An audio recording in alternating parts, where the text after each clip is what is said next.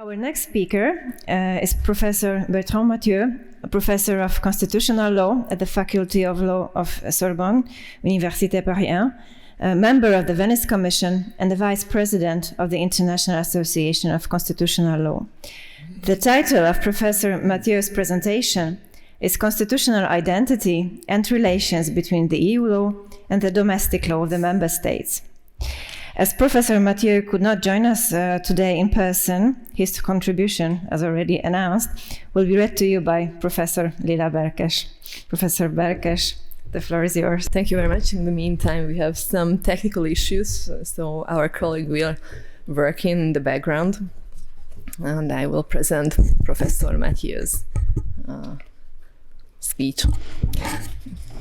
Okay, so the nation refers to the idea of a people, not a sum of individuals, but people carried to use, renounce, expression by a collective will to live. This notion of people is defined by a voluntary adhesion to a common history, values, and project. These states have adopted constitutions. These constitutions, in fact, contain three types of norms: institutional provisions that essentially concern the way in which power is exercised, rights and freedoms, and values like dignity, secularism, and so on. The last two categories of which may overlap, but not necessarily.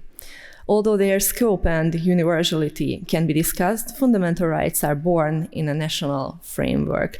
Human rights were born in the state framework, even if today their development contributes to questioning these state frameworks. The notion of values is very present in the EU treaty. The formulations are not without ambiguity. On the one hand, these values belong to the common European heritage, which necessarily means the European states. This tends to consider that European values are the common denominator of national values, and that these European values only exist insofar as they are shared by all EU states. Furthermore, a respect for constitutional identities is affirmed. This should result in a dual system. On one hand, that comes under the common European identity, and on the other hand, what comes under national identities. For example, values specific to one state and not necessarily shared by the others. For example, family, secularism, and so on. But the system does not work like that. On the one hand, the chapter of fundamental rights and of the European Union defines in very broad terms what the common values are, and the text of the EU treaty refers to the European Court of Human Rights. As a result, the EU is not only determined by the existence of common values, but also produces common values. However, the new system of values, disconnected from the national melting pot, is arbitrarily and authoritatively manufactured by European bodies, in particular judges who are devoid of any national roots and democratic legitimacy, and who place themselves above national law. The most important aspect of this is the broad power of interpretation that judges give themselves with regard to very general principles such as the rule of law or the principle of non-discrimination. Although there is a broad consensus on these values in theory, it is clear that they can refer to very different contents. If we take the example of the rule of law, this concept is in fact a formidable instrument of assimilation. If respect for the rule of law, which essentially implies respect for the individual and his or her protection against arbitrariness, is really part of the common European heritage, it can be used to impose ideological conceptions. The challenge facing jurists in particular consists in articulating the requirements resulting from this movement of internationalization to which states have adhered by means of treaty provisions and the protection of national identity, which justifies the very existence of the state. The guidelines that I, as Professor Mathieu will retain are as follows.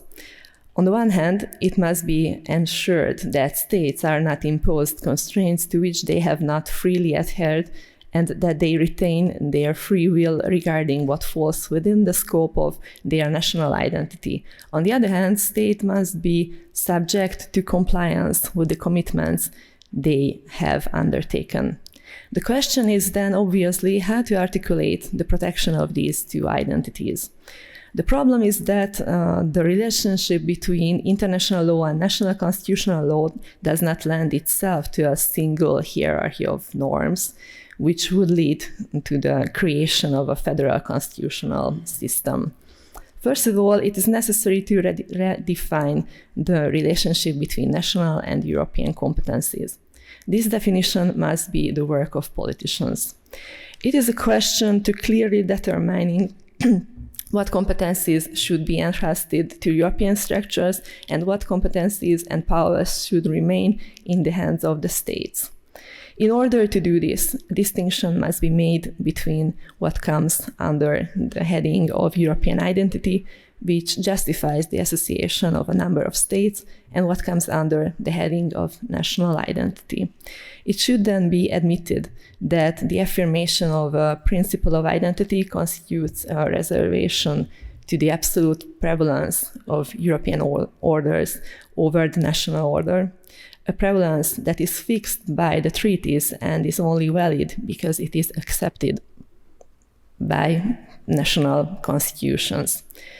Move from an obligation of submission to an obligation of constructive dialogue between national courts and European courts. If conflicts are not resolved, or if, according to the state concerned, the solution of the conflicts with a fundamental principle recognized by the constitutional order, the political authorities should be given the final say in the matter. Thank you very much.